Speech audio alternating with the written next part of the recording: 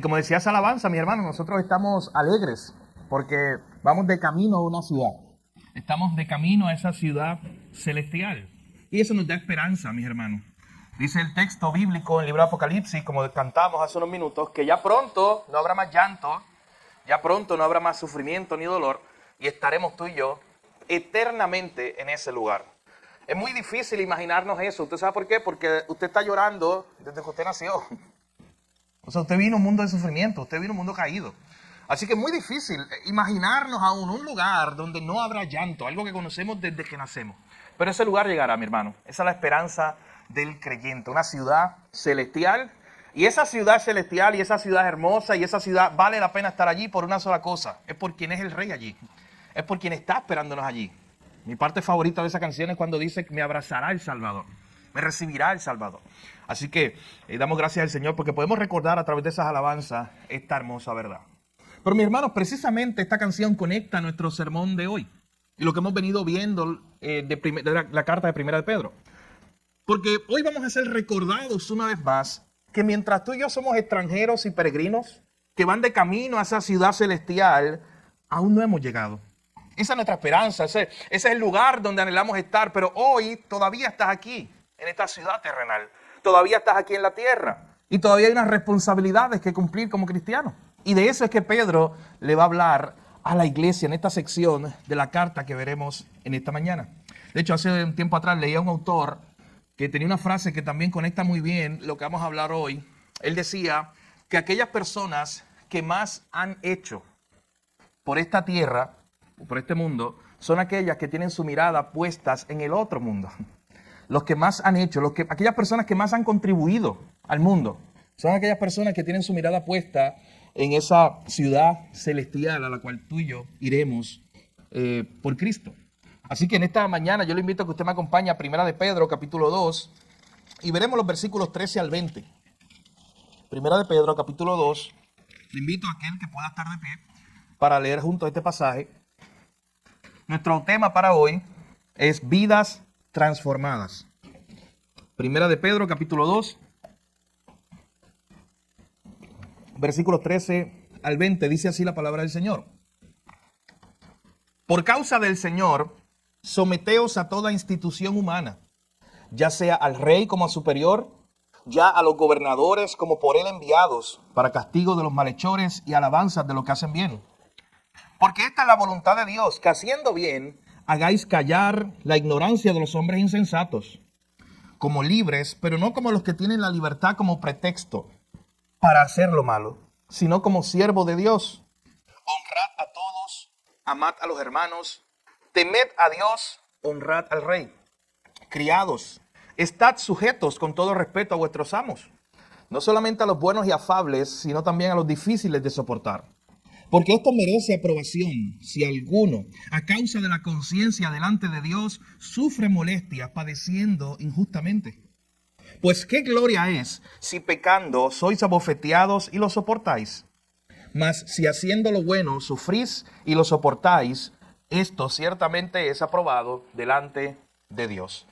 Padre, gracias te damos una vez más por este tiempo. Gracias por tu palabra. Tu palabra, Señor, nos transforma, nos cambia. Tu palabra hace, Señor, que nosotros podamos crecer cada día más. En esta hora te agradecemos por la reunión de los santos, la reunión de tu iglesia. Gracias porque pudimos llegar hasta este día, hasta este lugar. Te pedimos que hables a nuestros corazones por medio de tu palabra y seamos edificados por medio de tu Espíritu Santo. Gracias te damos, Jesús. En tu nombre oramos. Amén.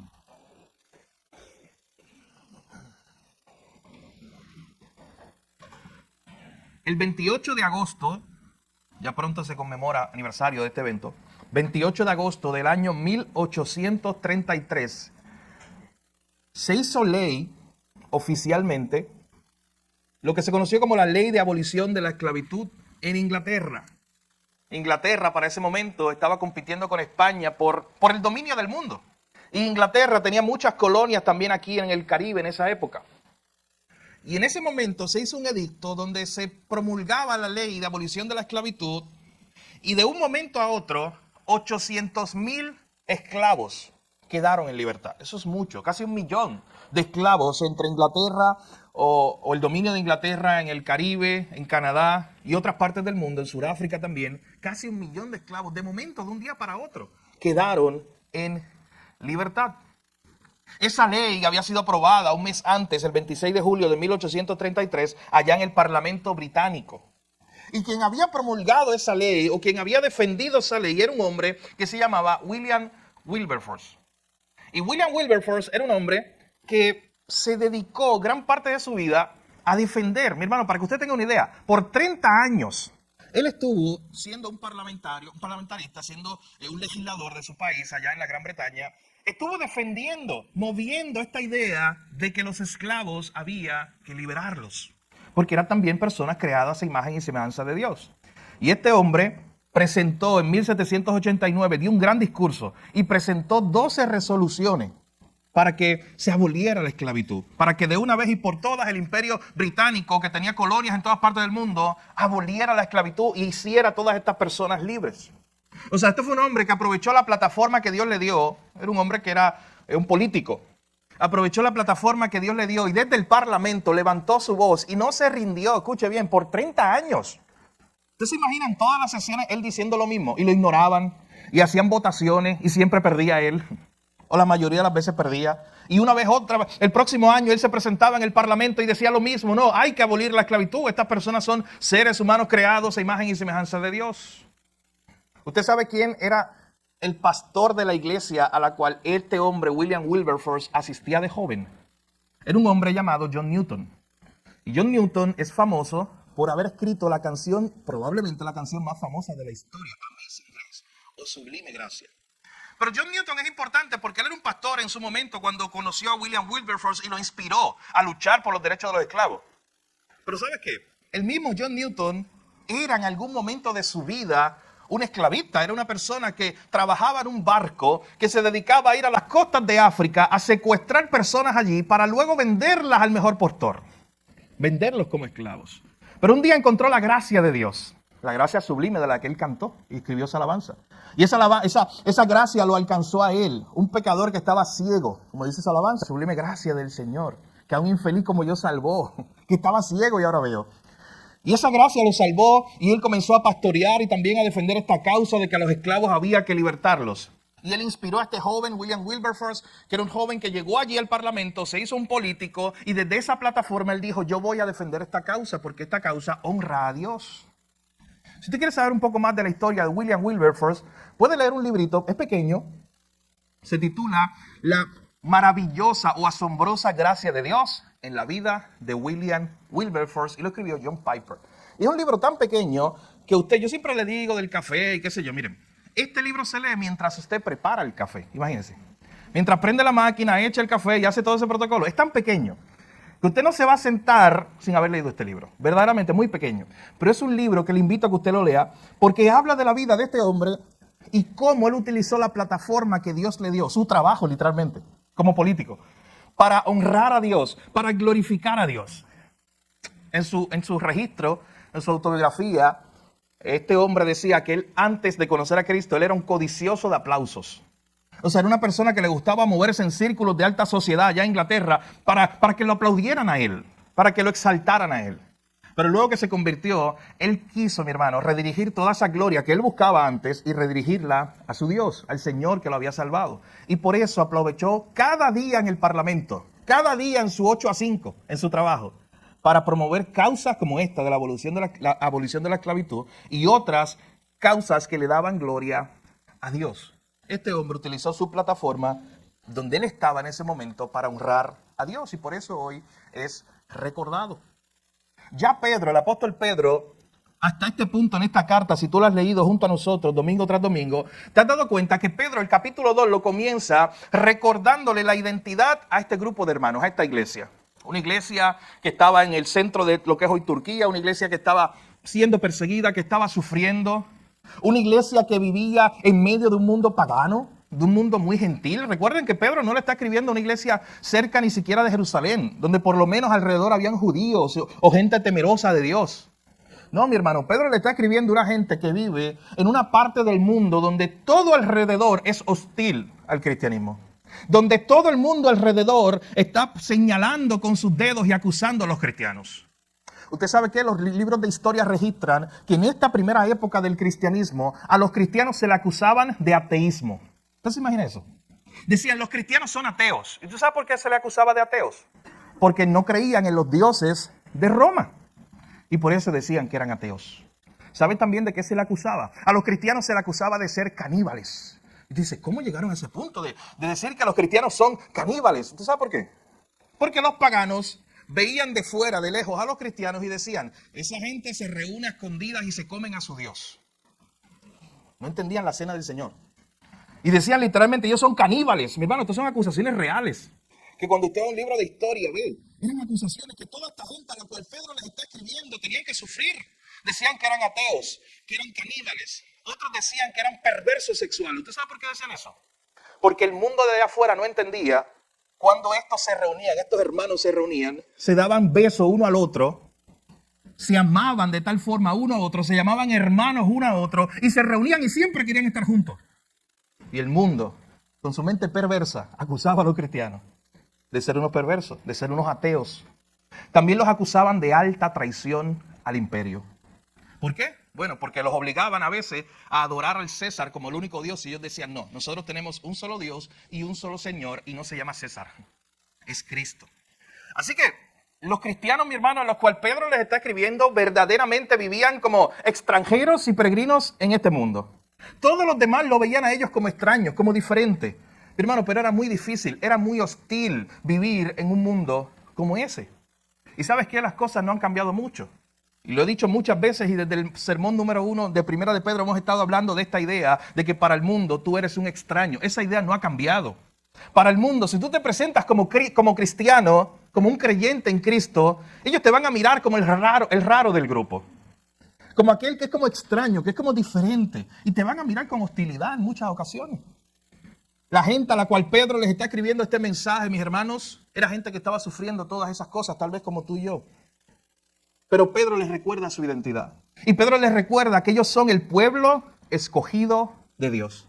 Que aún en medio de esa hostilidad, ellos son la nación santa que Dios escogió para mostrar su luz y su gloria allí.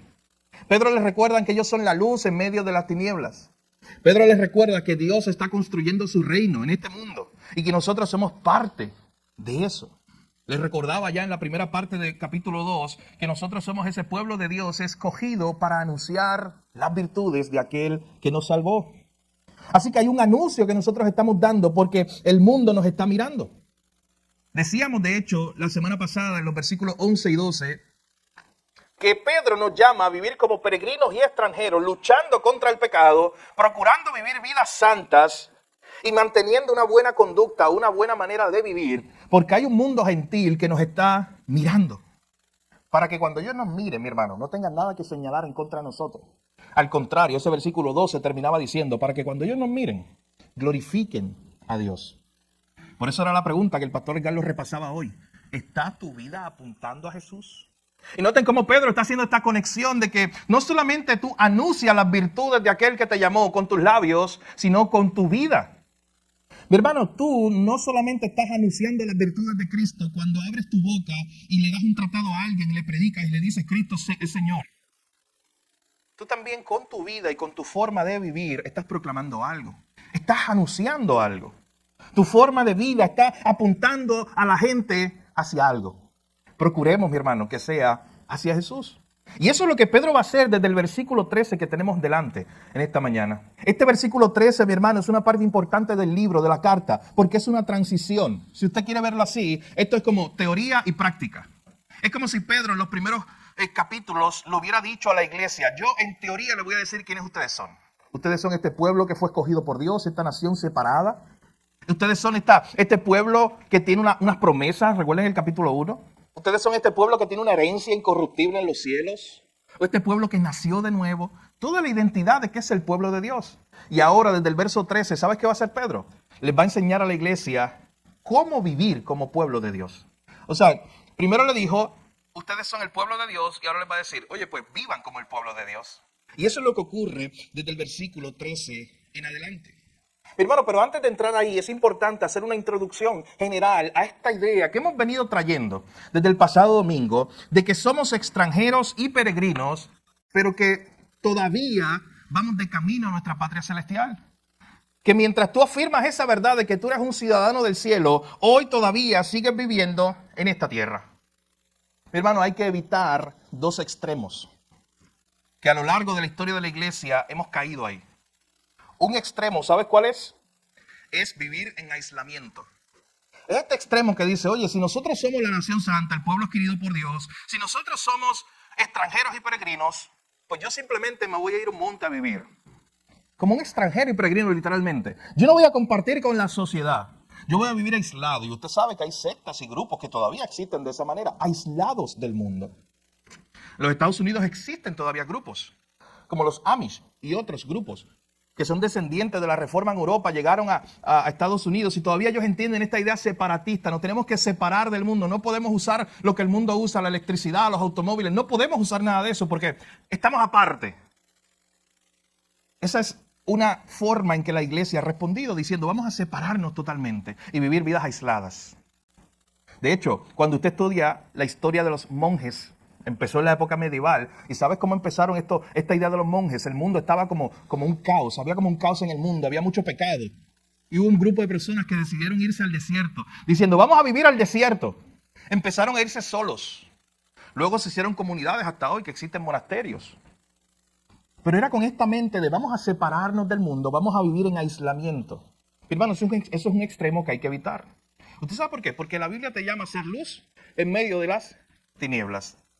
La Biblia te llama a ser sal en medio de un mundo insípido. La Biblia te llama a predicar el evangelio a los pecadores. Entonces, ¿cómo tú vas a hacer eso si tú no vives entre pecadores? ¿Cómo tú vas a hacer eso si tú vives allá en el monte de los pimientos? Si tú vives aislado en el desierto. Si tú no contactas con la gente todos los días, gente que es pecadora también, y que están en busca de respuesta a algunos, ¿cómo tú les presentas a Cristo? ¿Cómo tú muestras la gloria de Cristo si te aislaste del mundo? Usted sabe que hay otra evidencia de esto al principio del siglo XX. Todas estas ideas del evolucionismo de Charles Darwin y muchas otras teorías que intentaban contrarrestar la Biblia, llegaron especialmente a principios del siglo XX a dominar. Y hubo una gran parte de la iglesia, especialmente en Europa, que adoptó esas enseñanzas y decían, ¿sabes qué? Vamos a editar la Biblia y si Darwin dice que hubo un tipo de evolución, pues vamos a creer eso en vez de creer que Dios creó el mundo. Y empezó esta guerra entre lo que hoy se conoce como los fundamentalistas versus los liberales. ¿Y sabes qué ocurrió a principios del siglo XX, especialmente en Estados Unidos? Este grupo que se conoció como los fundamentalistas se separaron de la sociedad. Se separaron de las universidades y dijeron, si las universidades enseñan eso, nos vamos a separar. Se separaron de la vida política, se separaron del mundo y se acuartelaron en sus iglesias, en sus cuatro paredes. ¿Y usted sabe quién tomó esas esferas públicas? O sea, ¿quién tomó la universidad? ¿Quién tomó la cultura en general? Lo tomaron los liberales. Eso fue a principios del siglo pasado y hoy estamos todavía pagando esas consecuencias. Porque la iglesia, cuando tenía que brillar más, ¿sabe qué hizo? En ese momento se encerró en sus cuatro paredes. Eso es como un granito de sal que en vez de salir y hacer su trabajo, que es darle sabor a algo, se encierre en su propio salero. No está haciendo su función. Ahí no hace nada. Así que miren cómo la iglesia ha tenido esa tentación desde los tiempos antiguos de aislarse, de vivir en aislamiento. Pero ¿sabe qué? Hay otro extremo que hay que cuidarse. Y es el extremo de unirnos al mundo. El ser parte del mundo. El ser como ellos. Así que son dos extremos que tenemos que evitar, mi hermano. Somos extranjeros y peregrinos. No somos personas que pertenecen a este mundo, pero todavía estamos aquí. Y usted sabe que hubo un momento donde esto suscitó una situación grande en la iglesia de Tesalónica. Porque allí había un grupito de personas en la iglesia de Tesalónica que decía, ¿sabes qué? Somos ciudadanos del cielo. Cristo viene pronto, así que yo no voy a trabajar. Así que yo me quedo en casa. Yo no voy a proveer para mi familia, yo no voy a aportar a la sociedad porque yo soy un ciudadano del cielo.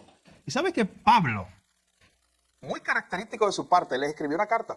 2 de Corintios capítulo 3 versículo 10 y le dijo, el que no trabaje, que no coma. Les escribió directamente, les dijo, ¿sabes qué? Están confundiendo las cosas.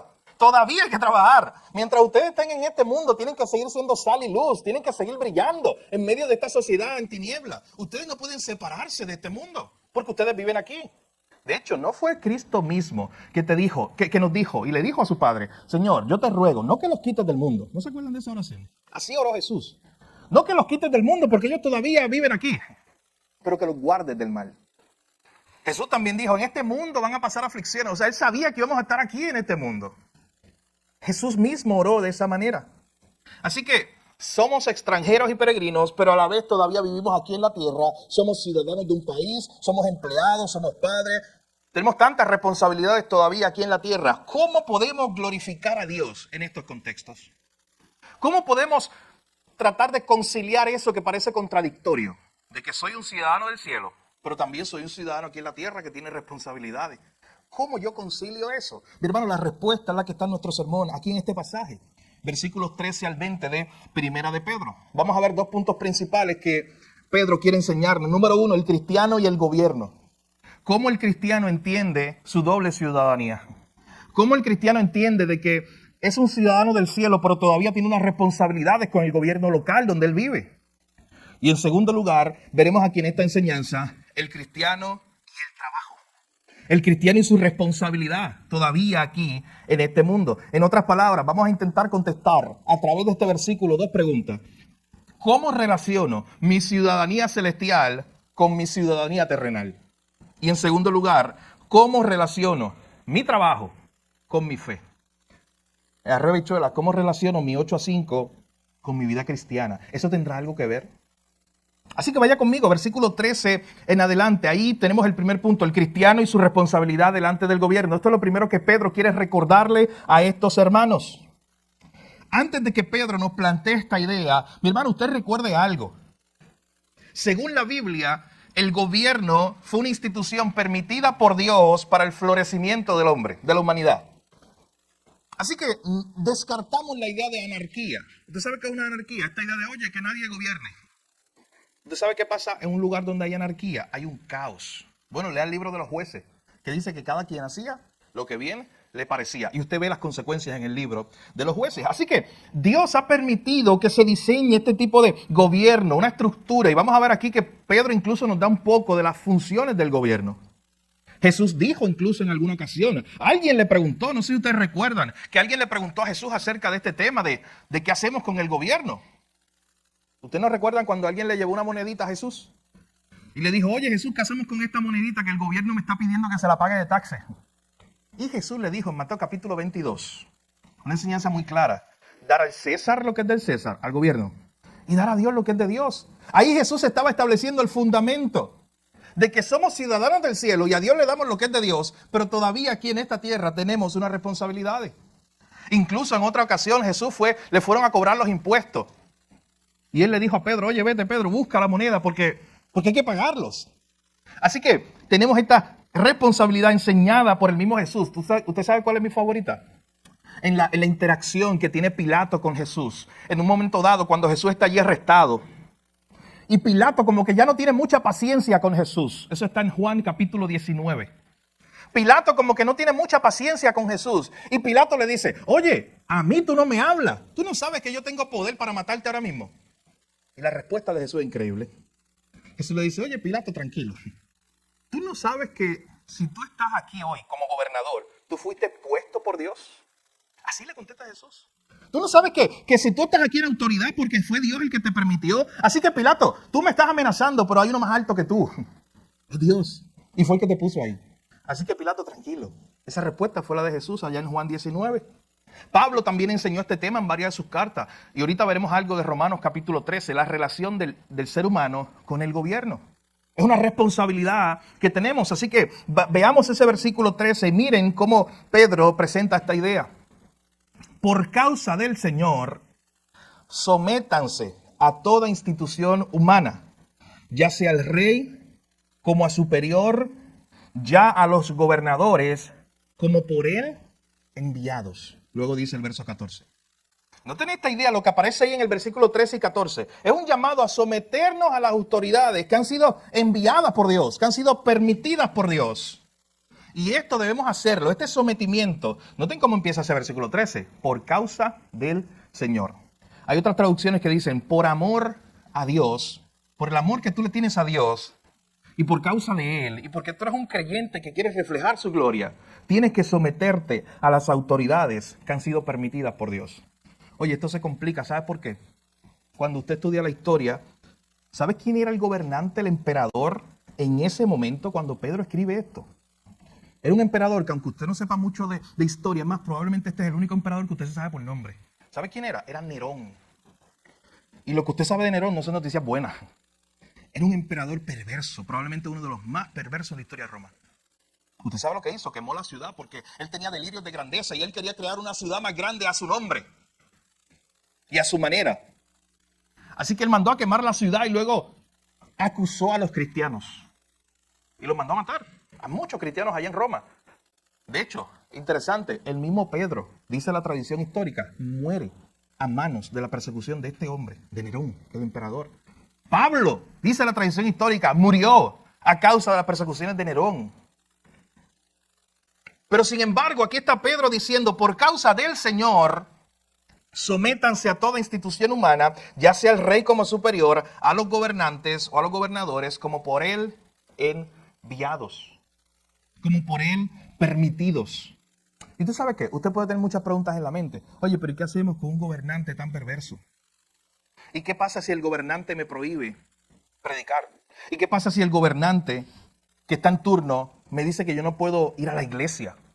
Hay muchos gobiernos así hoy. ¿Qué hago con este versículo? Usted sabe que la Biblia no se contradice.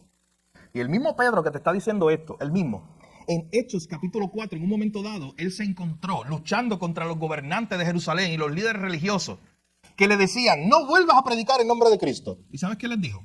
Oye, ustedes son los líderes, yo los respeto. Pero cuando hay un choque entre la ley de Dios y la ley humana, yo en primer lugar me rindo a Dios, a la ley de Dios. Y es ese famoso pasaje donde Pedro le dice, es necesario obedecer a Dios antes que a los hombres. Pero noten, mis hermanos, que eso es una excepción. La regla general es que si el gobierno, aunque tenga 1000 fallas, pero está funcionando de una u otra manera, y mientras no te prohíba a ti predicar a Cristo y hacer algo en contra de tu conciencia, tú tienes que someterte al gobierno como una autoridad permitida por Dios. Así que noten que Pedro está presentando esta idea. El cristiano, ¿cómo va a mostrar que es una nación santa? ¿Cómo va a mostrar que hay una obra de Dios en su vida? ¿Cómo va a mostrar que es un extranjero y peregrino? Bueno, en primer lugar, siendo un buen ciudadano. Hermanos, ¿no deben ser los cristianos los mejores ciudadanos de un país? ¿No deben ser los cristianos los ciudadanos más responsables de un país? Deben serlo. Y eso es lo que Pedro está diciendo. Tú tienes una responsabilidad con el Estado, tú debes ser el mejor ejemplo de un ciudadano, porque tú estás reflejando a Cristo. Es por causa de Él. La próxima vez que tengas que pagar los taxes y te duela, y me duela.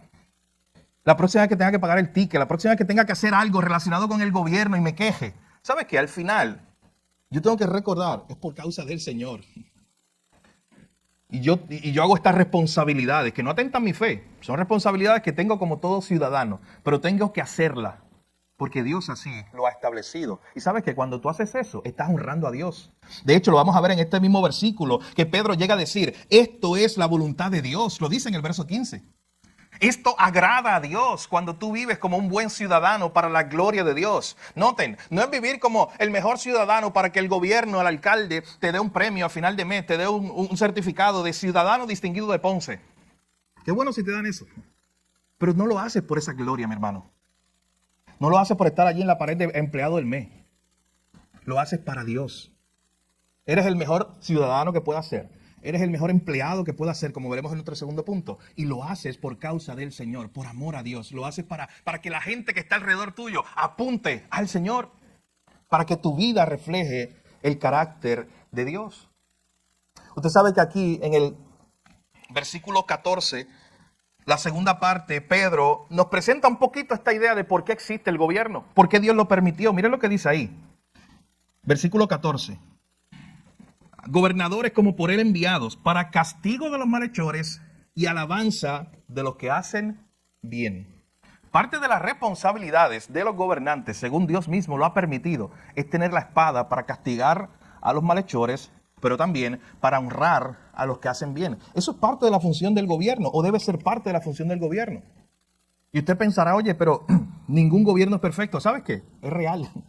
Es una realidad. Ni el gobierno de los Estados Unidos de América, ni el gobierno europeo, ni el gobierno de Puerto Rico, ninguno, porque vivimos en un mundo caído. Pero parte de la responsabilidad de ellos es castigar a los malhechores. Por eso existe el sistema de justicia. Imperfecto, sí, muy imperfecto. Pero por eso existe un sistema de justicia. Por eso existe la policía, por eso existe la milicia, por eso existe todas estas estructuras. Usted quiere un verso más claro que le ayude a entender. Pablo mismo hablando con los romanos, que estaban allí en la capital del mundo antiguo, y Pablo les habla acerca del gobierno. Miren lo que dice Romanos 13, vaya allá un momento. Romanos capítulo 13.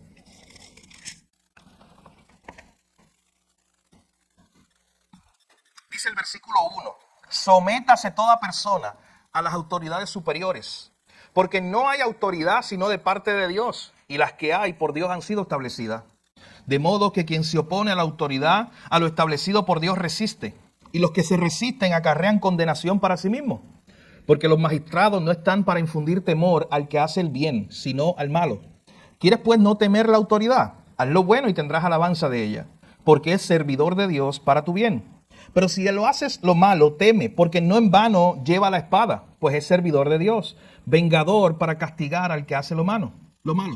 Por lo cual es necesario estarles sujetos, no solamente por razón del castigo, sino también por causa de la conciencia. Pues por esto pagáis también los tributos, porque son servidores de Dios que atienden continuamente a esto mismo. Pagad a todo lo que debéis. Al que tributo, tributo, al que impuesto, impuesto, al que respeto, respeto, al que honra, honra. Y te dice, Pablo le está escribiendo esto a los cristianos que están en Roma con ese emperador perverso. Él está diciendo, cumple tus responsabilidades delante del Señor. Tus responsabilidades civiles, cúmplelas. Y ustedes no notan que 3 veces en ese capítulo de Romanos 13, en ese pequeño pasaje, 3 veces Pablo dice, porque ellos son servidores de Dios. Y te dice, oye, pero es que el gobernador en ese momento, en realidad, el emperador no le servía a Dios. O sea, él no era un cristiano. ¿Por qué Pablo le llama así? ¿Por qué podemos afirmar que el presidente de los Estados Unidos, que el gobernador de Puerto Rico, sea quien sea, no solamente el que esté, son servidores de Dios? No por título de que ellos sean cristianos. ¿Sabe por qué? Bueno, el Antiguo Testamento, a Nabucodonosor, a Ciro, a esos perversos reyes se les llamaban también, ¿sabes cómo Dios le llamaba? Mi pastor, como mi siervo. Ciro, mi siervo. ¿Y usted sabe por qué, mi hermano? Porque ellos, esos hombres, esas personas que están en el poder, ¿sabe por qué son siervos de Dios? ¿Por qué se les llama así? Porque ellos hacen lo que Dios permite. ¿Sabes qué? Usted puede ver el gobernador más malo del mundo, más perverso del mundo. Y él comete las atrocidades más atroces del mundo. Y él pagará por sus consecuencias.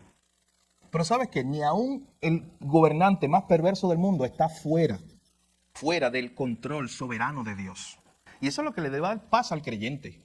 De que haya un gobernante perverso y que pagará las consecuencias por todo lo que hizo y por todos sus actos. Sí, pero por encima de él hay uno más grande.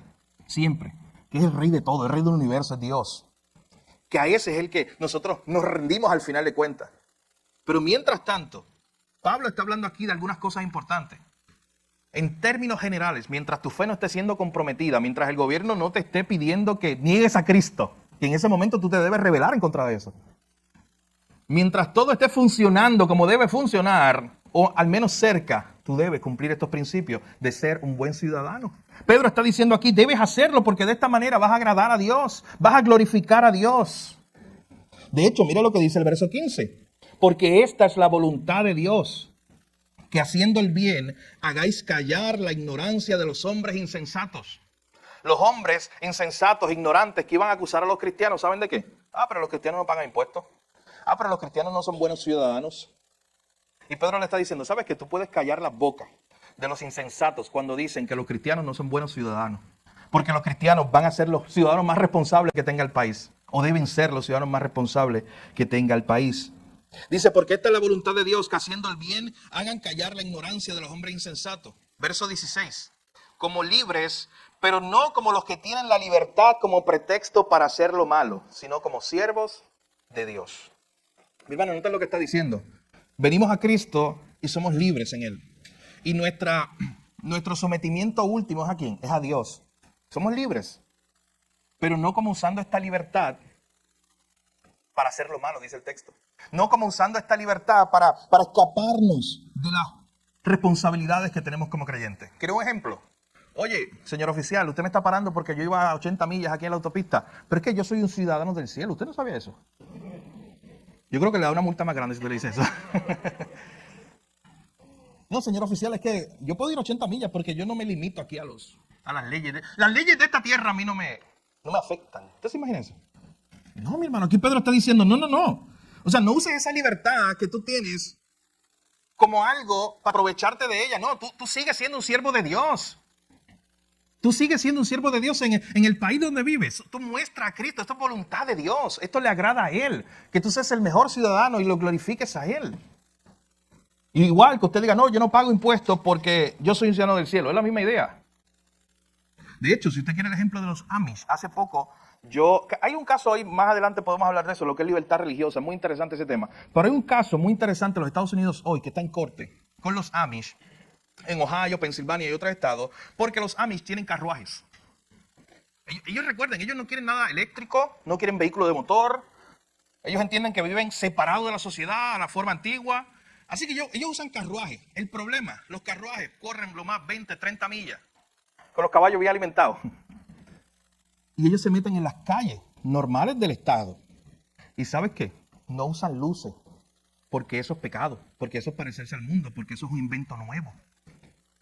¿Y sabes qué el estado les dijo? El gobierno les dijo, mira, sigan usando sus caballos, sigan usando sus carruajes, pero tienen que ponerle algunos focos o algo para que por la noche los vean. ¿Y sabes qué pasó? Este caso surgió porque en los últimos meses, en los últimos años, ha habido graves accidentes donde un carro choca a un carruaje de eso y mata a los que están adentro. Ha pasado en muchas ocasiones allí en esos estados. Y el estado le está diciendo, tienes que poner reflectores. Y ellos dicen, no, nosotros no vivimos según sus leyes. ¿Ven ese choque ahí? Esa idea de decir, no, nosotros no vivimos según las leyes que ustedes nos quieren imponer. Entonces tiene que haber un balance, tiene que haber un reconocimiento de los gobiernos que Dios permitió, están aquí claritos. Dios los permitió y hay unas leyes justas que Dios permitió. Que son, ¿sabes para qué son esas leyes al final? Hermano, ¿para qué es esa ley que uno tiene que ir a 65, 70 millas? Al final de cuentas, uno piensa, oye, eso es para el bienestar de todos. Eso es para que ningún loco por ahí, aunque con todo y la ley, usted sabe que los hay. Pero al menos está la ley. Y usted dice, no es perfecta la ley. No, no lo es, pero al menos es una guía que nos ayuda. Así que yo voy a respetar esa ley. ¿Quién inventó esa ley? Eso está en Éxodo tal. No, es una ley humana. Esa ley de ir a 65 millas. Pero nosotros como buenos ciudadanos de este mundo, aquí Pedro nos está diciendo, nos estamos sometiendo. Nos estamos sometiendo. Al contrario, mi hermano, no podemos ser de aquellos que la gente son insensatos, que nos están mirando, que van a decir, oye, yo soy cristiano y mira cómo vive. No paga los impuestos, no respeta a los pares, va a 80 millas siempre, no le importa la carretera. No.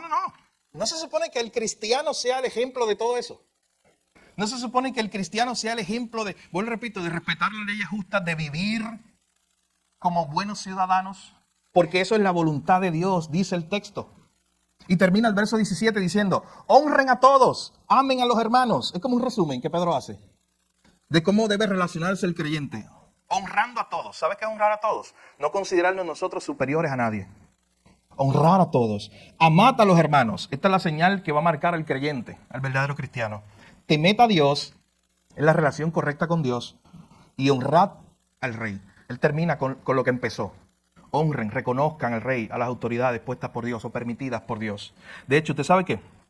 Eso está relacionado. ¿Por qué Pedro añade esta idea de teman a Dios? ¿Usted sabe qué? Porque el que teme a Dios verdaderamente, ese es el que va a ser un buen ciudadano o va a luchar por ser un buen ciudadano.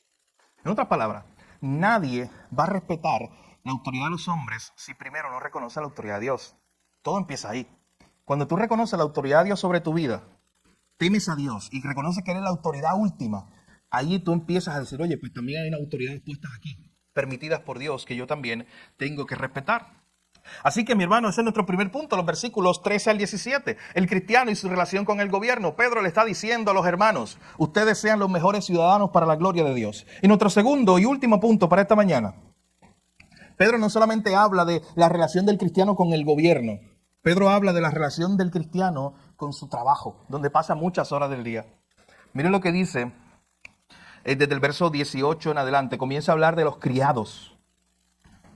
Pero antes de que vayamos a esa idea y veamos el concepto del trabajo que se presenta ahí, ¿sabes que en la Biblia, así como hay una teología del gobierno, que la Biblia nos enseña que Dios permitió los gobiernos, en la Biblia también hay una teología del trabajo? Hay gente que dice, no, porque bendito, por culpa de Adán es que estamos trabajando. No, Dios mandó a trabajar a Adán. ¿Usted sabe cuándo? Cuando lo creó. ¿Sabe qué le dijo Dios a Adán? Vete, hay un jardincito ahí, lábralo. Eso antes de la caída. Que él tenía trabajo y un trabajo con el cual él honraba a Dios. Claro, cuando entra el pecado y entra la caída, ahora Adán iba con sudor, con lágrimas, con dolor. Eso no estaba. Con sufrimiento ahora iba a trabajar. Pero el trabajo fue parte del diseño de Dios para que mientras ejerciéramos creatividad y ejerciéramos con nuestras manos, con nuestra mente, algunos talentos, le glorifiquemos a Él. Mi hermano, todos los que estamos aquí trabajan mayormente con sus manos o con su mente. Depende de su trabajo. Puede ser que su trabajo lo lleve más a ser manual. Usted es mecánico. O puede ser que su trabajo sea más mental. Usted es profesor. O sea, no tiene que hacer tantas cosas manuales. Aunque claro, el profesor también usa las manos, el mecánico también usa la mente, pero usted entiende la idea. Así que no importa el tipo de trabajo que nosotros tengamos, aquí la idea que se está presentando y que se va a presentar en toda la Biblia, no solamente en este pasaje, es que Dios también nos ha dado dones, talento, creatividad, fuerza para utilizarla y a través de nuestros trabajos glorificarlo a Él. Y este texto llama la atención, el que vamos a ver ahora, el verso 18, porque habla del tema de la esclavitud. En ese tiempo, mi hermano, no era la esclavitud, aunque era un asunto muy grave, pero no era el tipo de esclavitud que usted ve en las películas y que usted ve en el Caribe y que usted ve en las colonias de Estados Unidos. En este tiempo había más un concepto de un criado como un servidor doméstico, algo como eso. Claro, no era libre, él vivía allí, era como un esclavo en el sentido de que no tenía libertad. Pero no era este concepto que a veces tenemos de la esclavitud más moderna, que fue muy perversa. Así que, a pesar de que era algo muy fuerte vivir en esclavitud en esa época, miren lo que Pedro está escribiendo en el versículo 18. Criados, estén sujetos con todo respeto a vuestros amos, no solamente a los buenos y afables, sino también a los difíciles de soportar. Qué difícil se la puso Pedro, parece aquí.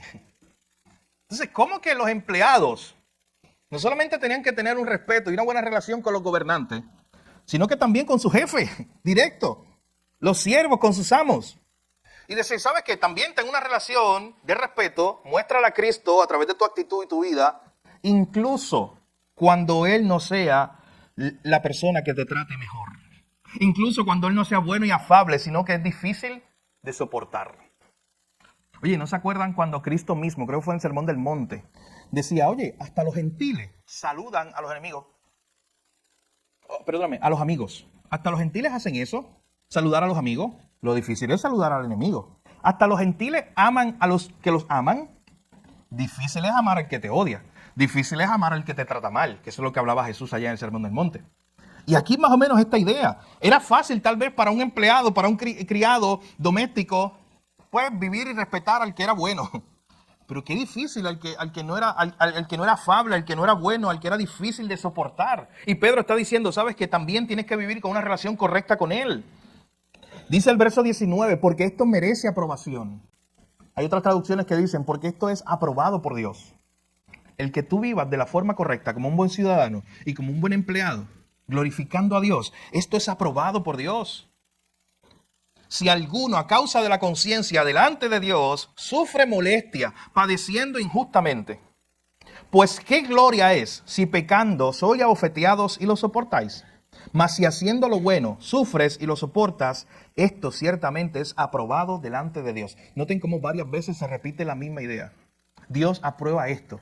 Dios aprueba que tú vivas de cierta manera que lo agrade a Él. En tu trabajo, como ciudadano. Y noten, si alguno a causa de la conciencia delante de Dios, o sea, es por Dios, es porque tú estás trabajando y quieres honrar a Dios, incluso en tu lugar de trabajo, muy difícil. Aún a pesar de eso, tú tienes que recordar o tener en tu mente esta idea, aun cuando el sufrimiento sea injusto. En tu área de trabajo, tú tienes que considerar y pensar esta idea que tú lo estás haciendo para el Señor. ¿Quieren ver una declaración más clara de esta idea? Cuando Pablo le habla a la iglesia de Colosas, a los empleados, a los siervos. Miren lo que le dice allá en Colosenses capítulo 3, versículo 22 al 24. Se lo dice de una forma muy clara. Le dice, siervos, obedeced en todo a vuestros amos terrenales, no sirviendo al ojo como los que quieren agradar a los hombres, sino con corazón sincero, temiendo a Dios. Y miren el verso 23. Y todo lo que hagáis, hacedlo de corazón como para el Señor y no para los hombres, sabiendo que del Señor recibiréis la recompensa de la herencia. Y mira lo que dice al final, porque al final yo estoy trabajando para quién. ¿A quién yo le estoy sirviendo al final? Porque a Cristo el Señor servís. Mi hermano, y de igual forma, para que nadie me malinterprete, hay trabajo y hay trabajo. Hay contextos difíciles. Y aquí no te estamos diciendo que tienes que estar toda la vida soportando y si hay un maltrato psicológico, incluso físico, y tú dices, no, aquí me quedo porque yo soy un siervo del Señor. Mi hermano, no es eso. Eso es la excepción. La norma que se está presentando aquí es que en términos generales, donde quiera que tú estés, mi hermano, cualquier trabajo, usted sabe, si no lo sabía, se lo digo hoy, los trabajos en esta tierra son imperfectos. No hay trabajo ideal, usted lo sabe. Ninguno. Y usted se emociona y diga, el trabajo ideal, y a la semana está quejándose. No existe. Porque va a tener compañero, o el jefe, o aquel, o aquella. Usted sabe, no existe trabajo ideal aquí en este mundo.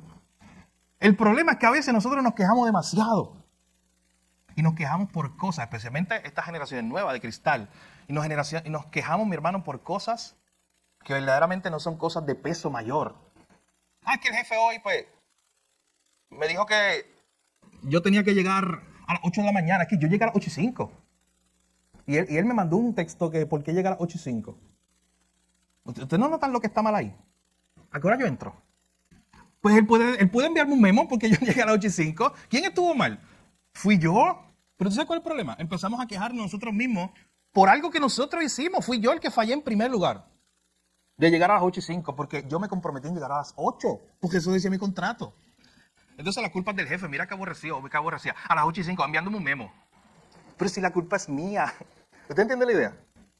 Entonces, hay cosas y hay cosas. Y aquí no estamos diciendo que usted tenga que aguantar esa presión, esa carga. Yo no quiero darle más trabajo al pastor Edgardo, pero él tiene una especialidad porque estudió eso, de derecho laboral. Y si usted tiene quejas, vaya donde él en algún momento. Que él lo va a ayudar espiritualmente, pero también lo puede orientar. Pero, esos son casos extremos. No es el caso general por ahí de quejarnos por todo. No, mi hermano, si usted está en un trabajo, sea responsable en su trabajo. Y haga las cosas bien, porque al final usted lo hace para Dios. Mi hermano, ese 8 a 5 que usted tiene o el horario que usted esté trabajando, usted lo hace para Dios. Y al final el jefe es difícil, el compañero es difícil, pero usted diga, Señor, yo quiero hacer esto para ti. Yo quiero glorificarte a ti porque esto es aprobado delante de Dios, porque esto es la voluntad de Dios. ¿Y sabes qué termina diciendo Pedro aquí en esta parte? Hasta el versículo 20. Él dice, ¿sabes qué? Porque si tú haces algo malo, lo que yo le acabo de explicar en una ilustración, si tú haces algo malo y te castiga, tú te lo buscaste, dice Pedro ahí. Pero aún si sufres injustamente, recuerda, aún sufriendo injustamente, que tú al final le sirves a Dios y estás trabajando para Él. De hecho, me anima mucho, venga el domingo que viene, porque Pedro, lo que va a hacer desde el verso 21 es algo grandioso. Él como que se va a detener. Ya en el capítulo 3, él va a seguir hablando ahora de la casa, el esposo, la esposa, porque recuerda lo que él está haciendo. ¿Cómo vive ahora un cristiano? Con el gobierno ya lo vimos, con mi trabajo lo acabamos de ver. Como familia, esposo y esposa. Pedro va a hablar de todo eso ya en unos domingos en el capítulo 3. Pero de momento él se detiene desde el verso 21 hasta el final para hablarnos de algo. Como un paréntesis que a mí me impresiona. ¿Qué pasa cuando sufrimos injustamente en este mundo? De hecho, hazte la pregunta desde ya y ven preparado para el domingo que viene con esa idea. ¿Alguna vez has sufrido injustamente en tu trabajo, con relación al gobierno, en cualquier circunstancia? Pedro nos va a presentar a Cristo y nos va a decir, míralo a Él. La próxima vez que te quejes y que yo me queje porque hubo una injusticia en contra de mí, vayamos a la cruz y recordemos que la injusticia más grande desde la perspectiva humana fue en contra de Cristo. El que no pecó, pero sin embargo ahí lo mataron en una cruz. Así que eso es lo que Pedro va a traer la próxima semana. Pero lo que nos presenta aquí es esta idea, mis hermanos. Usted es un extranjero y peregrino, pero todavía vive en esta tierra. Usted es un ciudadano celestial, pero aquí actualmente tiene una ciudadanía terrenal a la cual usted tiene una responsabilidad de que cumplir. Sea el mejor ciudadano que usted pueda ser. Al final usted lo hace no para ganarse el premio de ciudadano del mes, lo decíamos ahorita. Lo hace para darle gloria a Dios. Y lo hace para que su vida apunte a Dios. Y lo hace para que otros miren y digan, oye, ¿por qué tú eres un ciudadano tan responsable? Con los taxes, ¿por qué siempre estás al día? ¿Por qué quieres respetar las leyes que son justas? Y usted le diga, ¿sabes por qué yo lo hago? No porque el gobernador que esté sea el que me cae mejor. O porque el presidente que esté sea mi favorito. No. Yo lo hago porque yo me rindo en primer lugar a Dios. Y yo quiero ser un buen ciudadano para la gloria de Dios. Y en segundo lugar, vea cómo Pedro trató el tema del trabajo. A veces, mis hermanos, nosotros desvinculamos el domingo del resto de la semana. ¿Y por qué digo esto? Como que lo divorciamos. Y decimos, el domingo es el día del Señor. ¿Qué pasa el resto de la semana? ¿Y qué pasa el día que yo estoy de 8 a 5 allí en el trabajo? ¿Cómo yo puedo allí también reconocer que ese día también lo hizo Dios para yo vivirlo para su gloria? ¿Y cómo yo puedo ese día allí, donde quiera que yo esté, mostrar a Cristo? Mi hermano, una aplicación directa e intencional de este sermón mañana, si usted trabaja mañana, en la oficina, o el lugar que usted vaya, sea bien intencional y pídale a Dios, Señor, ¿cómo yo te voy a mostrar? O le voy a mostrar a mis compañeros de trabajo que yo soy un hijo tuyo. ¿Cómo yo puedo mostrar tu gloria? Es una pregunta que tú te debes estar haciendo en este momento. ¿Cómo yo mañana en la oficina puedo mostrar la gloria de Dios de forma más intencional? Porque para eso Dios me puso allí. Con ese propósito Dios permitió que yo estuviera en ese lugar. Mi hermano, no es solo el domingo que tú piensas en Dios. No es solo el domingo que me pongo la ropa de cristiano y la dejo enganchada. Y el resto de la semana vivo de otra vida y el domingo me pongo la ropa de cristiano. Mi hermano, día a día, donde quiera que tú vayas, al trabajo, con la familia, delante del gobierno, cuando hagas tus responsabilidades, allí tú no dejas de ser un hijo de Dios. Y allí debes mostrar a Dios. Ese Dios que te llamó de las tinieblas a su luz admirable. Cuando estés barriendo en el trabajo, cuando estés poniendo un bloque, cuando estés enseñando una clase, cuando estés dándole un servicio a otro, cuando estés dando una clase, yo no sé el trabajo que tú tengas. Todo lo que hagas, hazlo para la gloria de Dios. Y procura usar ese momento y decir, Señor, en este momento, esto que yo estoy haciendo, aunque parezca algo que no tiene mucho sentido, yo lo estoy haciendo para ti en primer lugar, Señor. Y si las cosas se ponen difíciles ahí en tu área de trabajo, ve al Señor. Lo primero que hagas, ve al Señor y dile, Señor, yo estoy aquí con un propósito porque tú fuiste que permitiste que yo estuviera aquí. Y yo quiero mostrar tu gloria aquí. Ayúdame, Señor. Yo quiero ser un buen empleado para tu gloria, porque es a ti a quien te estoy sirviendo. Mi hermano, necesitamos la gracia de Dios para glorificarlo en medio de este mundo, como buenos ciudadanos, como buenos empleados. Tú no puedes hacer eso solo. Tú tienes que ir a Cristo todos los días. Todos los días decirle, Señor, hoy ayúdame a ser un mejor ciudadano para tu gloria. Hoy ayúdame a ser un mejor empleado donde yo trabaje para tu gloria, Señor. Eso va a cambiar la manera en que tú ves tu trabajo. Porque lo estás viendo no solamente como un medio para generar dinero, para proveer a tu familia, lo estás viendo como una plataforma. ¿Sabes qué es una plataforma? Un lugar desde donde tú puedes adorar a Dios. Un lugar desde donde tú puedes glorificar a Dios. Y cierro con esto, mi hermano. Quizás hoy tú no tienes la plataforma de William Wilberforce, con quien yo comencé, para cambiar la nación. Bueno, el tipo era parlamentarista. Y te dice, pues fácil para él porque él era político. Y aunque estuvo 30 años peleando por la abolición de la esclavitud y otros temas que animaban o avanzaban la causa de Cristo. Pero era fácil para él porque él tenía una plataforma. Él era un político. No, mi hermano, quizás tú no tienes la plataforma de William Wilberforce. Pero Dios te puso en un lugar desde donde allí puedes traer gloria a Él. ¿Dónde estás ahora mismo?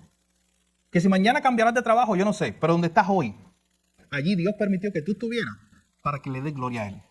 ¿Dónde estás en este momento? Siendo un buen ciudadano, cumpliendo tu trabajo con excelencia, para que otros lo vean, no para que te den a ti el ticket, el certificado de buen ciudadano, de mejor empleado del mes. No, mi hermano, es para que otros lo vean y miren a Cristo. Es para que otros lo vean y glorifiquen al Señor. Que el Señor nos ayude, mi hermano, en esta mañana a escuchar este mensaje y que el Señor aplique estas verdades a nuestro corazón y podamos ir delante de Dios todos hoy. Y decirle, Señor, yo no puedo hacer esto solo porque esto es muy difícil. Yo ser un buen ciudadano que complete todas sus responsabilidades. Eso no es algo fácil. Yo ser un buen empleado con excelencia, haciéndolo para tu gloria. Eso no es algo fácil por mi lugar de trabajo. Pero ve en oración al Señor hoy y pidámosle que nos ayude. Pedro está diciendo, tú eres un extranjero y peregrino, pero todavía estás aquí. Y mientras estés en esta tierra, donde quiera que estés, debes vivir para la gloria de Dios. Y tú le puedes decir eso a Dios también en esta mañana. Señor, mientras yo esté aquí en esta tierra, yo quiero usar cualquier lugar donde estén mis pies para darte gloria a ti. Para anunciarle a todos que tú eres Señor, que tú eres Salvador. Y para anunciarle a todos lo que tú hiciste en la cruz para salvarme de mis pecados. Vamos a orar. Padre, gracias te damos en esta mañana por tu palabra, Señor.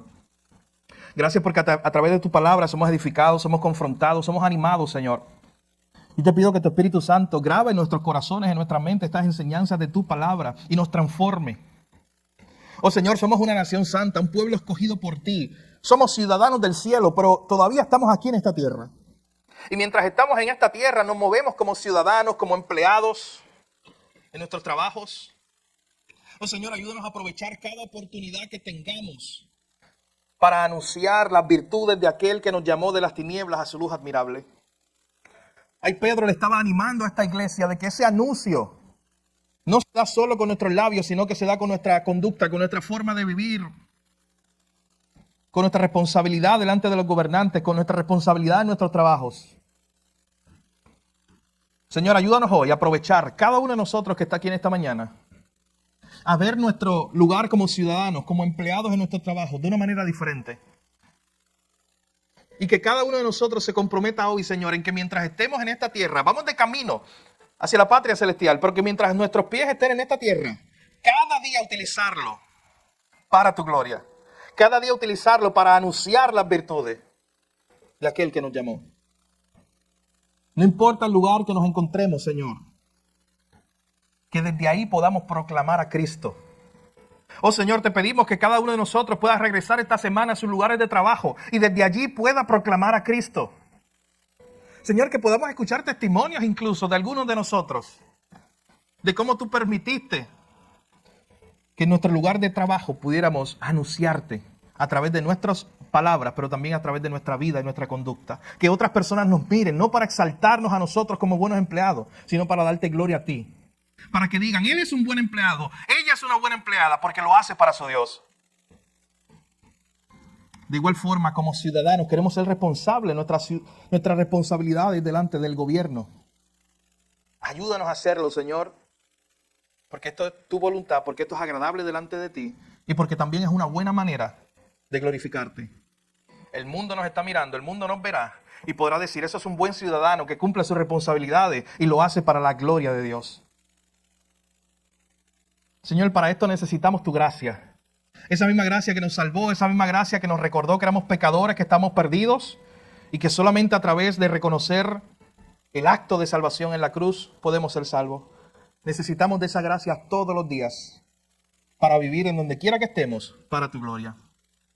Oh Señor, tu cruz lo transforma todo. No solamente nuestra vida espiritual, nuestra vida física, nuestro trabajo, nuestra ciudadanía aquí en la tierra. Todo es transformado por medio de tu evangelio y por esa hermosa obra que ocurrió en la cruz. Gracias una vez más te damos por habernos hecho pueblo cuando no éramos pueblo. Por habernos regalado una salvación tan grande que a nosotros no nos costó nada, pero a ti te costó todo. Gracias, Señor, por tu palabra. En tu nombre oramos, Jesús. Amén. Gracias, hermano. Hermano, oramos al Señor para que su palabra pueda ser aplicada a nuestra vida. Y usted tiene aplicaciones directas, rápidas. Esto no tiene que esperar mucho para usted empezar a ser un mejor ciudadano, un mejor empleado. Eso hoy, desde este momento, si usted no lo ha hecho.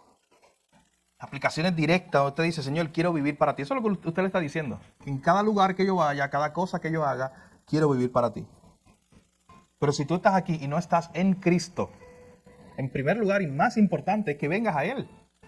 Y tu trabajo va a ser transformado, tu vida, tu visión de lo que es un buen ciudadano, todo va a ser transformado en primer lugar cuando vienes a Cristo. Así que si no estás en Cristo, hoy es el día de salvación.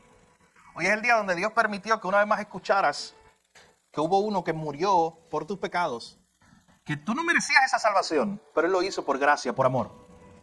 Hoy puedes venir a Él, desde ahí donde tú estás, poner tu fe en Jesús y decirle al Señor que perdone tus pecados y reconociendo que no puedes salvarte a ti mismo, sino que vienes a Él para que te salve, porque es la única forma de tú recibir perdón de pecados y salvación.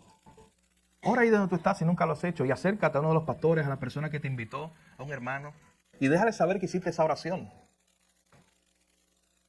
Pero también como iglesia, piense, considere, mi hermano, el mensaje de hoy. Y considere que Dios no desaprovecha los lugares donde Él mismo nos puso. Dios te puso allí, Dios te permitió que tú estuvieras allí. No fue una lotería donde tú caíste y mira, trabajas aquí. No, que es mi talento. No, mi hermano, a pesar de todo eso, fue Dios el que permitió que tú estuvieras donde estás. Usa esa plataforma para su gloria. Y dile al Señor, Señor, quiero glorificarte donde quiera que yo esté. Para que otros me miren a mí, pero que yo te apunte a ti. Para que otros vean mi vida, vean mis palabras, escuchen mis palabras, vean mi obra. Pero no para que se enfoquen en lo que yo hago, quién yo soy. sino para que te vean a ti, Señor. Que esa sea nuestra oración, mis hermanos. La semana que viene, si el Señor lo permite, continuamos con nuestra serie de sermones sobre esta carta de Pedro, el capítulo 2, y vamos a ver esa última parte del capítulo 2, que para mí es muy impresionante lo que hace Pedro, demostrarnos a Cristo, el sufrimiento de Cristo, aun cuando pensamos que sufrimos injustamente. Así que el domingo que viene vamos a hacer una buena reflexión de lo que es el sufrimiento. Si te has hecho esa pregunta, ¿por qué sufrimos?